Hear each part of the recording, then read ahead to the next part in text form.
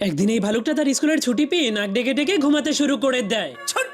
কিন্তু তখনই ভালুকটার নাক ডাকার শব্দের কারণে গাছের উপরে ঘুমিয়ে থাকা চিন্টুর ঘুম ভেঙে যায়। এই জন্য সে ভালুকটার উপর অনেক রেগে গাছ থেকে নিচে নেমে যায়।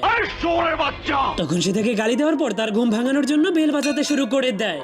কিন্তু তবুও সে ঘুম থেকে না ওঠার কারণে চিন্টু একটা কামান এনে তাকে কামান দিয়ে গুলি করে দেয়। কিন্তু তবুও ভালুকটা ঘুম থেকে উঠছিল না। এই জন্য চিন্টু বলতে শুরু করে আজকে এই মোটুকে ঘুম থেকে উঠিয়েই ছাড়বো। এই জন্য সে বাচ্চাদেরকে বসানোর গাড়ি এনে ভালুকটাকে সেখানে বসিয়ে পাহাড়ের ঢাল থেকে নিচে ফেলে দেয়। কিন্তু তখনই ভালুকটা একটা তারের সঙ্গে ধাক্কা খেয়ে আবারও তার ঘরের ভিতরে গিয়েই ঢুকে যায়। এই জন্য সেই ভালুকটাকে তার ঘর থেকে বের করতে করতে সেখানে শীতকাল চলে আসে। এই জন্য এবার চিন্টু ভালুকটাকে বরফের উপর থেকে নিচে ফেলে দেয়। কিন্তু তবুও ভালুকটা ইউটার্ন নিয়ে অনেক বড় একটা বরফের গোলাতে পরিণত হয়ে লাকড়িগুলোকে ভেঙে আবার তার ঘরের মধ্যেই ঢুকে যায়। साले को बम से उड़ा दूंगा। এই জন্য এবার চিন্টু ভালুকটার পায়ের মধ্যে স্কিটবোর্ড লাগিয়ে তাকে বরফের উপরে ছেড়ে দেয়। কিন্তু তখনই